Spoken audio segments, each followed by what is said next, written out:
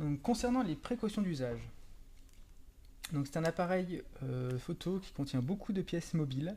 Il est donc fragile pour tout ce qui concerne les chocs.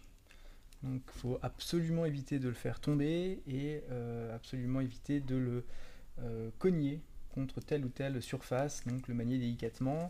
Toujours utiliser la courroie soit autour du cou, soit enroulée autour du poignet, pour éviter justement si on lâche qu'il tombe.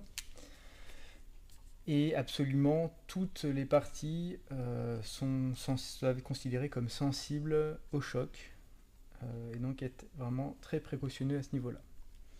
Une astuce, c'est de toujours laisser le pare-soleil en place, même s'il n'y a pas de soleil. Pourquoi? Parce que comme ça, si par malencontreusement on touche une surface avec l'objectif, on ne va pas abîmer la partie la plus fragile qui est l'extrémité de l'objectif, donc avec la lentille frontale. Et donc, en mettant le pare-soleil, on la protège. Donc ça, c'est une très bonne astuce. Toujours laisser le pare-soleil. Éventuellement, l'enlever pour mettre ou enlever le bouchon, ce qui évite une fausse manipulation. Donc c'est plus difficile de le mettre ou de l'enlever quand il y a le pare-soleil, mais c'est tout à fait faisable. Donc, on déclipse et on reclipse. Donc là, les précautions d'usage par rapport au choc. L'appareil est vendu comme étant tropicalisé et résistant à des températures de moins 10 à 40 degrés. Pour avoir testé à moins 10 degrés, ça fonctionne un certain temps, mais il faut faire très attention aux écarts de température, au delta de température. C'est-à-dire que si on est à l'intérieur qui fait 20 degrés et que vont sortir lorsqu'il fait moins 10 degrés, ce qu'il faut faire, c'est laisser l'appareil dans le sac, donc mettre l'appareil dans le sac à 20 degrés, fermer le sac, aller dehors et attendre, essayer d'attendre au moins une demi-heure ou une heure, le temps que la température se stabilise progressivement.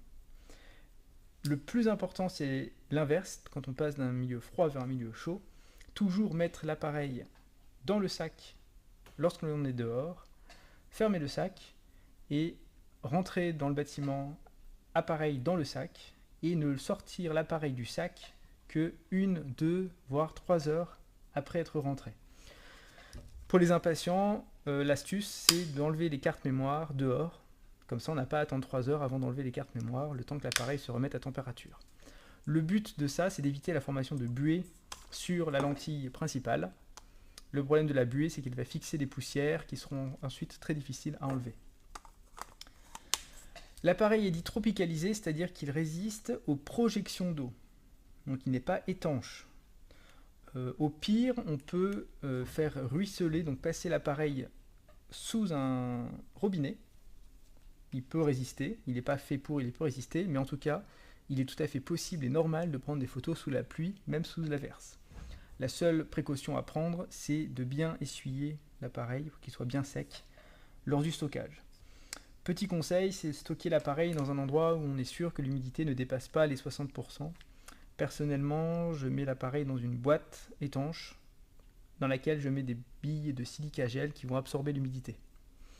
Le Graal, c'est une armoire dans laquelle l'humidité et la température sont contrôlées électroniquement et donc maintenir l'appareil entre 40 et 50% d'humidité à 20 degrés. C'est comme ça qu'on sera sûr d'éviter la formation de champignons ou d'abîmer l'électronique intégrée. Donc idéalement, c'est bien d'essuyer l'appareil avec un chiffon après chaque usage. L'avantage de cela, c'est que ça permet d'éviter l'accumulation de poussière qui peuvent aller se mettre au niveau des micros ou qui peuvent s'accumuler entre le boîtier et l'objectif.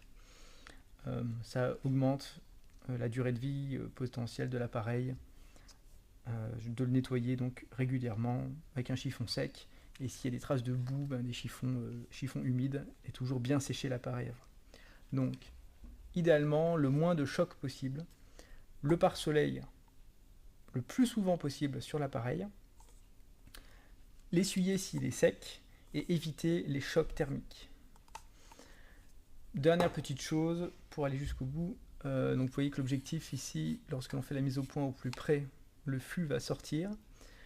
Pour éviter de l'abîmer, donc si par exemple je le cogne, ça risque de tordre l'objectif et donc il sera inutilisable.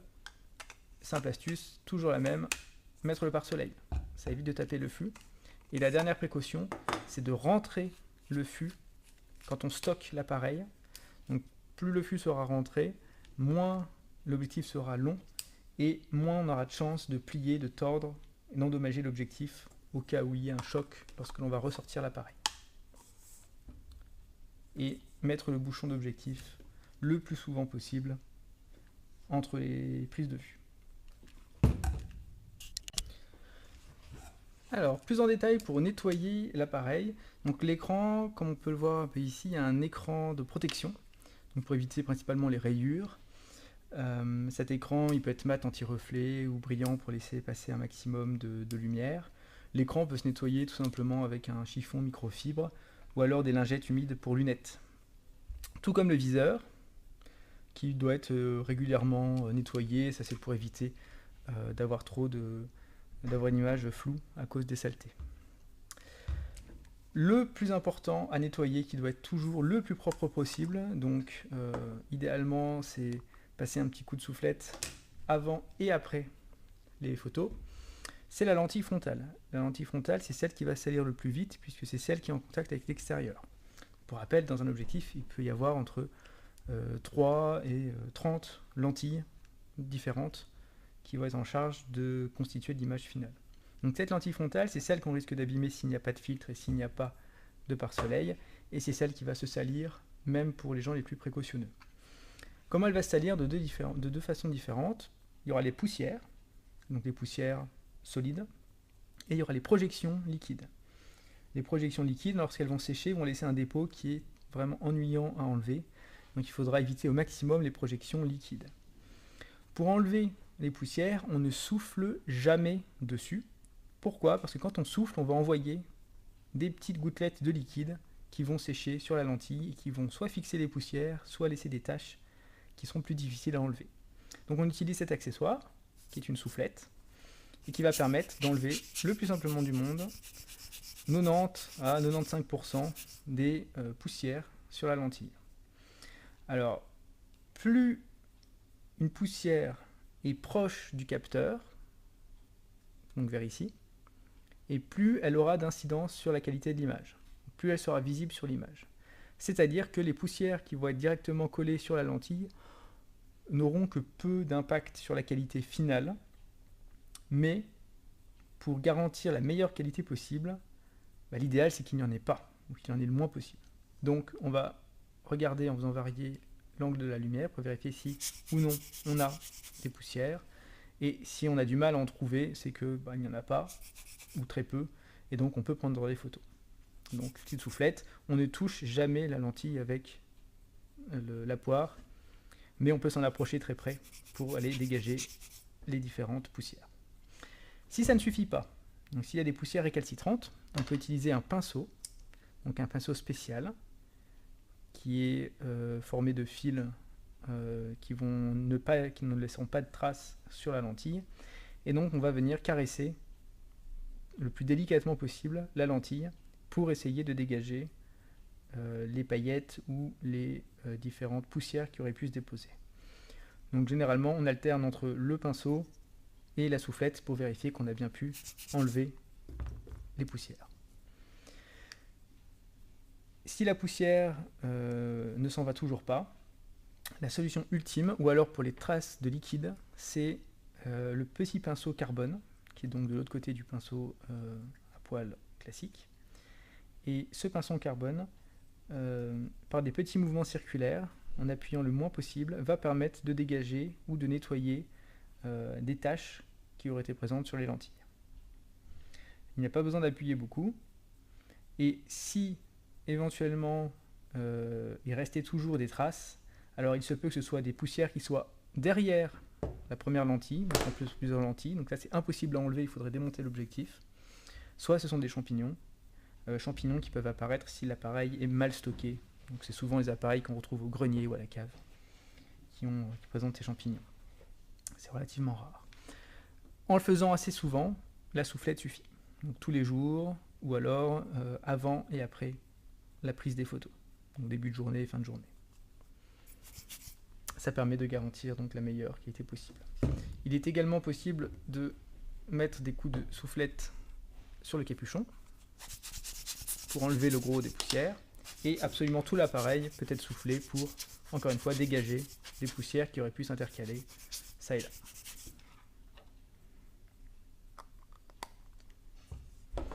Donc dernière fois que j'insiste, un appareil dont la lentille est propre fournira les photos de la meilleure qualité possible. Alors, concernant les boutons, donc c'est un appareil professionnel qui dispose donc de beaucoup de boutons. On peut quasiment tout régler sur l'appareil.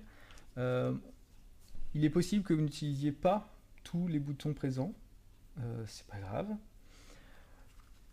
Le plus évident, donc, c'est pour la batterie, ici, donc il n'y a pas de batterie. On fait toujours attention de bien verrouiller le clapet. Les ports qui vont permettre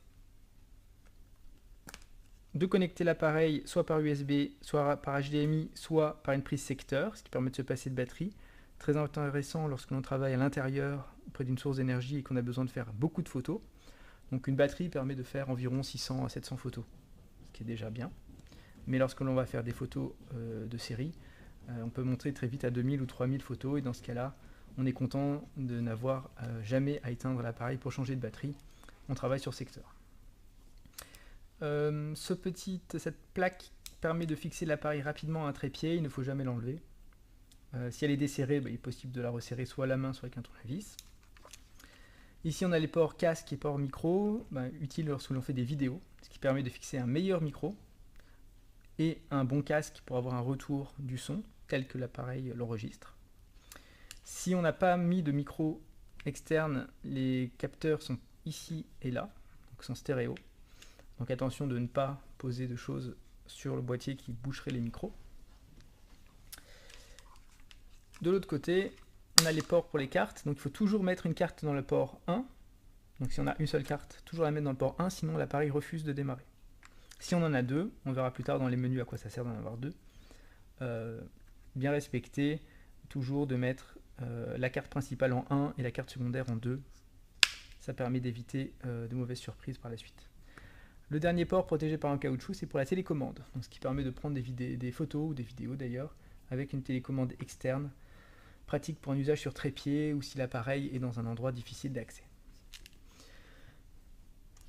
Pour les réglages de la vue, donc, il est possible de régler la dioptrie du viseur optique, donc c'est cette petite manette qui n'est disponible que pour les viseurs optiques. Ça permet donc d'adapter la vue de la personne à l'appareil, enfin l'appareil à la vue de la personne, et donc si vous n'avez pas vos lunettes, vous pourrez quand même voir net en jouant sur cette petite molette. Sinon, il est possible d'utiliser un autre mode qui utilise l'écran comme viseur, comme la plupart des appareils, comme des téléphones d'ailleurs, et donc je rappelle que cette molette ne sert que pour la visée optique. Le port pour ajouter un flash ou des accessoires, donc généralement on n'en utilisera pas, donc on laisse la protection. Ici donc on a un port de synchronisation flash, donc on ne l'utilisera jamais, donc il faut toujours bien faire attention qu'il soit bien fermé et bien verrouillé. Voilà. Un bouton qu'on n'utilisera aussi jamais, il faut absolument éviter d'appuyer, c'est celui-ci. En appuyant sur ce bouton, on va déverrouiller l'objectif, et donc ça va permettre d'enlever l'objectif et de le séparer du boîtier. On ne le fait jamais. Pourquoi? Parce qu'ici on a un boîtier et un objectif, donc on ne change pas d'objectif puisqu'on n'en a qu'un. Aussi, le fait d'enlever l'objectif va permettre aux poussières de rentrer et de se déposer sur le capteur. Nettoyer un capteur est beaucoup plus compliqué que nettoyer un objectif. Souvent il faut l'envoyer en magasin pour ne pas éviter d'endommager le capteur soi-même. Et donc on n'enlèvera sous aucun prétexte l'objectif, donc on appuiera sous aucun prétexte sur ce petit bouton. Très important. Ici, il y a une petite fenêtre rouge, c'est le capteur infrarouge, au cas où on a une télécommande infrarouge pour déclencher à distance. Donc ça ne marchera pas si on a mis sa main devant ou un scotch ou différents accessoires qui pourraient masquer ce port. De ce côté, on a tout ce qui concerne déjà le verrou, donc ça verrouille les positions et tous les réglages et tous les boutons. Donc en appuyant sur ce bouton, en appuyant sur ce bouton, donc on ne peut plus effectuer de réglage. Ça permet d'éviter d'appuyer malencontreusement d'un côté ou d'un autre sur un des boutons de l'appareil. Et on a un connecteur principal qui permet un sélecteur qui permet de choisir entre autofocus et focus manuel. Chez Pentax, tout ce qui est vert concerne des automatismes, des réglages automatiques. Donc vous avez l'autofocus ici, vous avez les réglages là, et vous aurez des options comme la capteur d'exposition ici. Bouton AF mode, ça permet de sélectionner le type d'autofocus. Continu pour suivre un sujet en mouvement, ou S comme simple pour avoir un sujet statique. Donc la plupart du temps, on sera un autofocus simple. Ce bouton-là est personnalisable, donc FX c'est pour les fonctions, et il est personnalisable et on peut lui attribuer plusieurs rôles. Pour lancer l'appareil, pour allumer l'appareil, c'est ce sélecteur ici, et si on continue, on va plus loin, ça permet d'afficher le rendu qu'aurait la photo si on déclenchait effectivement l'appareil. Le déclencheur, comme tous les appareils, se trouve au centre du bouton de on-off. Donc en appuyant à mi-course, on fait la mise au point, et en appuyant à fond, on fait la photo. Traditionnellement, sur les appareils photo, il y a plusieurs modes. Donc il y a le mode prendre les photos et le mode lire les photos. Donc pour lire la photo, c'est le bouton lecture, et on peut voir que dans ce mode, les boutons qui servent normalement à des auto-réglages, donc en bleu, vont servir dans le mode lecture à autre chose. Donc par exemple, en mode photo, cette molette sert à sélectionner l'ouverture. En mode lecture, la molette servira à zoomer dans la photo qu'on a déjà prise. Pareil pour la poubelle, qui n'est disponible qu'en mode lecture.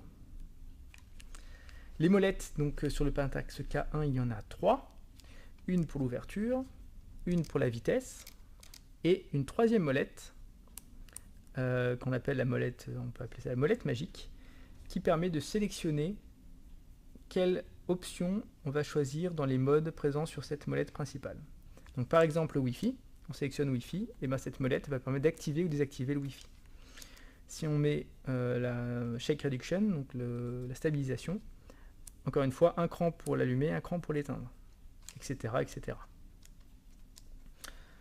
Le sélecteur pour passer en vidéo se trouve ici. Bouton pour activer le GPS avec une petite lumière qui va clignoter, orange lorsqu'elle cherche le GPS et vert lorsque les GPS ont été trouvés et que l'appareil est capable d'enregistrer. La molette principale de sélection des menus, donc mode manuel, le gros avantage du mode manuel c'est qu'on choisit absolument tout. Il n'y a pas d'intérêt à aller chercher d'autres modes pour de la photo scientifique. Maintenant, si vous avez envie d'aller voir à quoi peuvent servir les autres modes, je vous invite à regarder dans le manuel. La lampoule, ça permet d'éclairer différents endroits dans l'appareil. Donc pour changer d'objectif ou pour regarder, pour voir certains boutons la nuit. Ça peut être utile lorsqu'on fait des photos en basse luminosité. Et vous avez les boutons principaux ici de correction d'exposition et pour changer les ISO en mode manuel. Donc en appuyant sur le bouton ISO et en tournant la mallette. Il est aussi possible de sélectionner les ISO avec la mallette magique. Et donc on aura vitesse, ouverture et ISO du bout des doigts. Le trèfle, très important, ce trèfle va permettre, en appuyant sur le petit bouton juste au-dessus, de sélectionner les collimateurs, donc l'endroit où l'appareil fait la mise au point. Et si on rappuie, on a accès aux options qui sont indiquées sur le trèfle. Donc prendre des photos simples ou en rafale, changer la balance des blancs, changer l'éclairage de l'écran ou changer le type de couleur que l'on veut obtenir sur la photo. Donc 4 boutons qui ont 2 fonctions différentes, soit les options indiquées dessus, soit en appuyant sur le petit bouton au-dessus, changer les collimateurs. Donc on utilisera très souvent le trèfle. C'est sûrement les boutons qu'on utilise le plus dans l'appareil. Ils permettent aussi de se balader dans les menus. LV, c'est pour Live View, c'est pour viser à l'écran. Très intéressant parce que ça permet de voir quelles sont les zones nettes ou pas en temps réel. Et le bouton à gauche, c'est la sélection de l'exposition. Donc c'est pour savoir comment l'appareil calcule la lumière. Et donc soit il va calculer la lumière sur tout le champ. Donc c'est le bouton que l'on voit ici, c'est l'icône que l'on voit ici.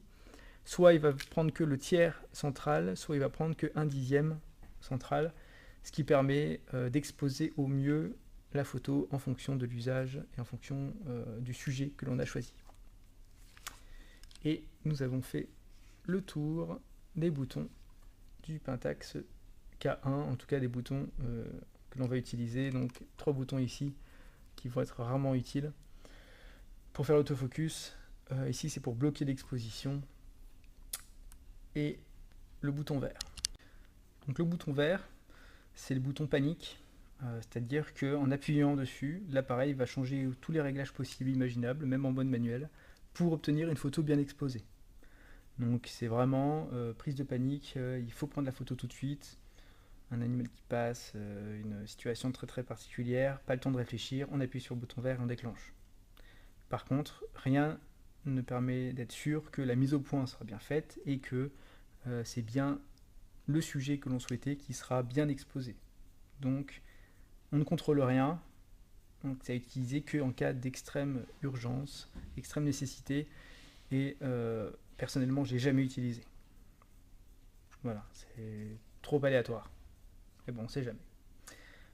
L'AEL, j'y reviens, donc ça permet de bloquer l'exposition.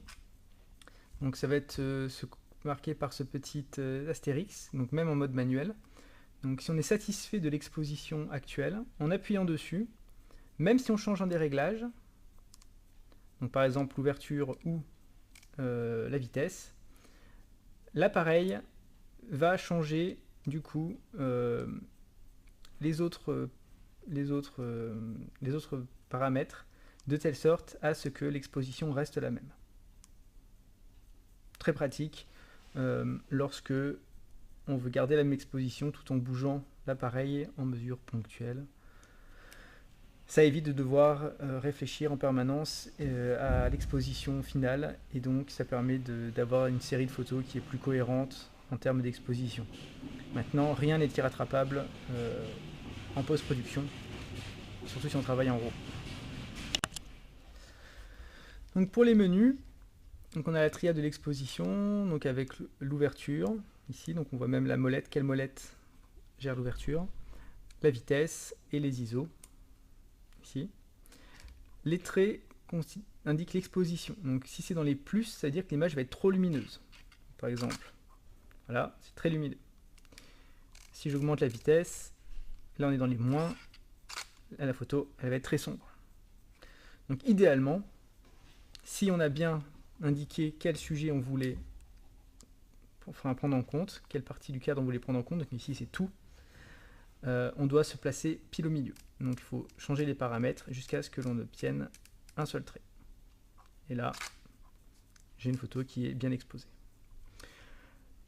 Vérifier avec l'écran, c'est vérification subjective, c'est l'œil humain qui vérifie. On peut faire une vérification qui est plus objective en appuyant sur Info, et on peut faire apparaître l'histogramme. Donc l'histogramme, idéalement, il doit être centré, donc c'est comme une courbe de Gauss centrée. Ça indique que la plupart des informations sont correctement exposées. Si on prend le soleil en photo, on aura les pics qui vont se déplacer vers la droite et qui sont totalement à droite. Si les pics, s'il existe ici sous la courbe, une zone sous la courbe qui n'est pas visible, donc on va simuler ça tout de suite. Voilà, donc plus 5 qui clignote. On va regarder en mode lecture la courbe. On peut voir ici qu'il y a un trait rouge. Ça indique que toutes les infos sont cramées, donc tout est surexposé, donc on n'a que du blanc. Donc il n'y a plus d'informations. Donc la photo est ici totalement ratée et totalement irrécupérable. Si par contre on est juste très exposé, très surexposé, mais pas totalement surexposé, il est possible, donc on peut voir ici, il reste des petits pics, il est possible de récupérer quelques informations grâce à un logiciel supplémentaire. Donc voilà à quoi sert l'indicateur d'exposition. Donc ici on a la mesure d'exposition, donc en vert c'est tout le champ qui est pris, ici c'est que les 30% centraux et ici c'est 10% centraux. Autofocus simple, donc l'appareil fait une fois le focus, une fois qu'il a fait le focus, il prend la photo. Et là on a les valeurs qui sont sur le trèfle avec ici pour choisir mode rafale ou non, ou retardateur. le rendu des lumières, la balance des blancs, donc on essaiera toujours de faire manuel, et ici des réglages pour l'affichage. Donc si on est en forte luminosité ou en basse luminosité, ça permet d'avoir un confort de vision plus important. Le mode principal, ici manuel, ici on dit de mettre le flash s'il y a un flash, la batterie complètement chargée, et ici le stabilisateur, donc c'est comme Shake Reduction, qui permet de prendre des photos nettes, même à basse vitesse. Hop, il est activé. Donc on peut l'essayer. Donc ici, j'enlève le stabilisateur et je prends une photo pendant 1/5 de seconde. J'essaie de l'exposer correctement. On va faire une mise au point en live view.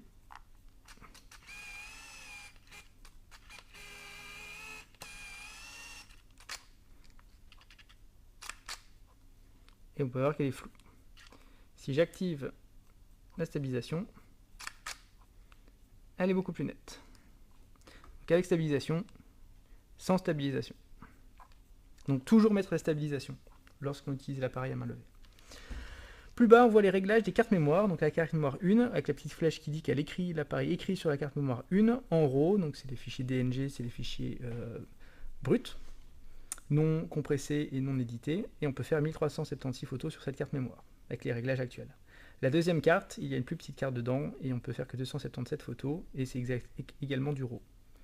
Donc la flèche sur la 1, c'est-à-dire qu'on va faire 1376 photos, et si on fait une photo de plus, elle ira s'écrire sur la carte numéro 2, parce que la première sera pleine. Et on va voir juste après comment modifier ces réglages. Donc pour les modes lecture, ça permet d'afficher toutes les informations possibles et imaginables. Vérifier s'il y a bien GPS avec bas. Donc ici doivent s'afficher les coordonnées GPS. Ici il n'y a pas de GPS, on est à l'intérieur. Forcément, on ne pourra pas avoir le GPS. En mode prise de photo, en appuyant sur Info, ça permet d'accéder à des réglages précis et rapides. Ou alors en appuyant sur Info, on peut voir le niveau électronique qui permet de savoir si on est droit, d'enlever l'affichage, ce qui permet d'économiser de la batterie.